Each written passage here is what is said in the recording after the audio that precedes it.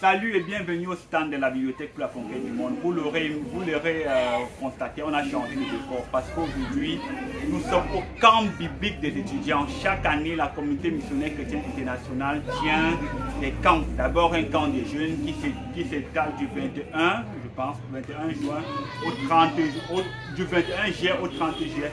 Ensuite, le camp des étudiants qui s'étale du 1er au 14 août. Donc aujourd'hui, je vais vous présenter, je profite donc de ce cadre pour vous présenter mes dernières lectures parce qu'en vrai, cette vidéo, j'aurais dû la poster la semaine dernière. Donc je vais vous présenter en gros mes dernières lectures. Le premier livre que je vais vous présenter, c'est le livre Reste calme maman, écrit par Claudia Mulan. C'est un livre qui parle de l'éducation des enfants.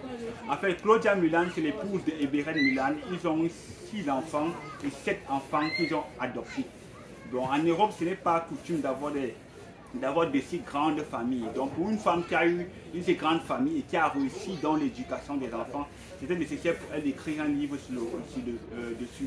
Donc elle nous parle ici de la période de la grossesse, de l'allaitement, comment se comporter avec les enfants, comment bien les traiter, comment traiter l'enfant quand il veut téter dans la nuit, ainsi de suite. En fait, c'est un livre que je conseillerais aux jeunes mamans, et même aux mamans qui ont déjà des enfants. Ce n'est pas parce que tu as mis des enfants au monde et que tu vas encore en mettre que tu sais vraiment comment t'occuper des enfants.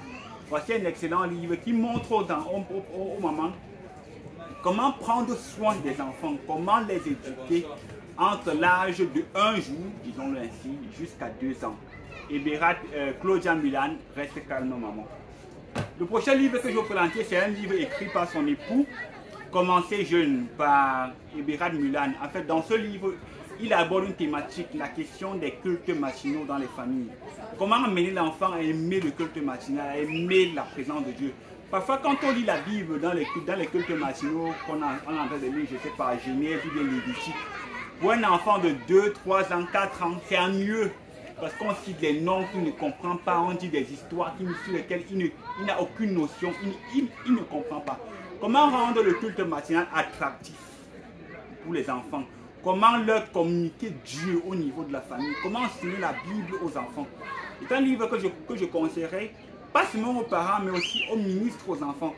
Parce que dans ce livre, l'auteur nous montre vraiment comment s'y prendre avec les enfants, de manière à pouvoir leur inculquer la parole de Dieu dès leur temps d'enfance. C'est un livre que je recommande fermement. Le prochain livre que je vais vous présenter, c'est le livre Mistaken Identity. C'est une lecture en VO, je l'ai lu en anglais. Qui parle de 2 familles, la famille de Laura Van Ryn et la famille de Winnie Serra. Bon, ce qui se passe, c'est qu'il y a eu un accident. Ils étaient 6 dans la voiture. Bon, un accident dans lequel 6 personnes étaient impliquées. Des 6, 5 sont morts. Bon, pour faire un résumé, c'est la famille de Laura.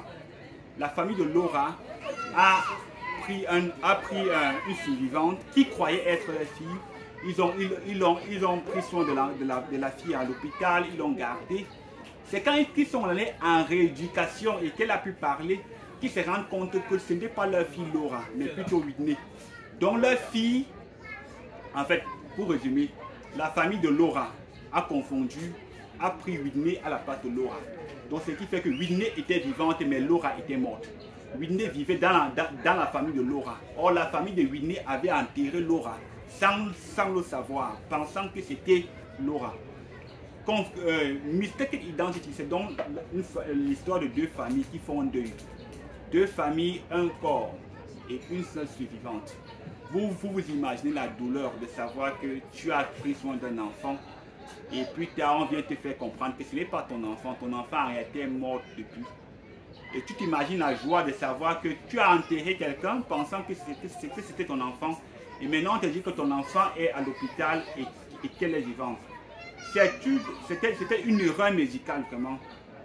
Les pompiers ou bien les ambulanciers avaient mal étiqueté les gens qui étaient venus prendre et qui étaient inconscients. Vous me poserez donc la question, comment est-ce qu'ils ont fait pour faire une telle erreur? Comment est-ce que les familles n'ont pas su que ça là c'était Laura et ça là c'était elle c'était Laura et elle c'était Whitney?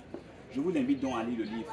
Mais dans ce livre, si on peut tirer quelque chose de cela, c'est qu'on sort de là avec la puissance du pardon.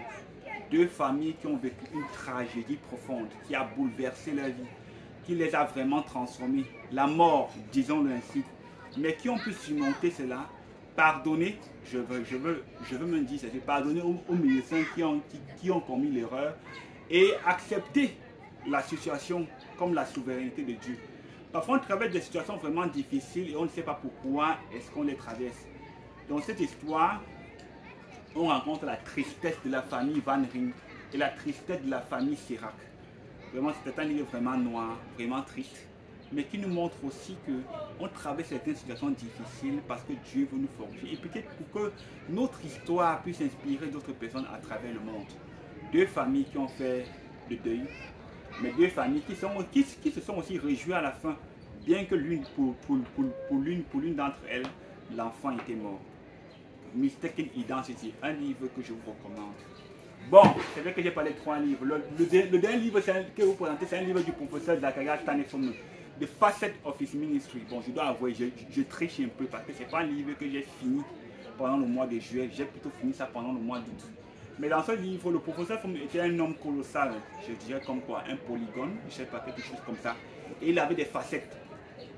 Dans ce livre, on nous présente le professeur Fomon en tant qu'implantateur d'église, en tant que prophète, en tant qu'apôtre, en tant qu'enseignant à l'université, en tant qu'évangéliste, en tant que faiseur de disciples.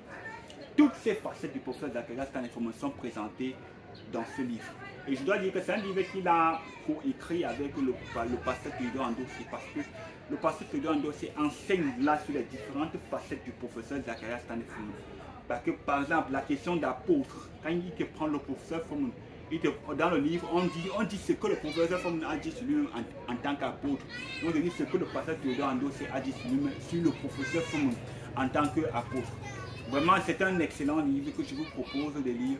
Et il vous permettra de découvrir le frère Zach ou bien le professeur Zacharias Stanefon sous un autre angle. Merci beaucoup de nous avoir écoutés. Rendez-vous dans la semaine prochaine pour une nouvelle vidéo. En attendant, que le Seigneur nous bénisse et surtout que vos lectures soient belles et révolutionnaires. Merci.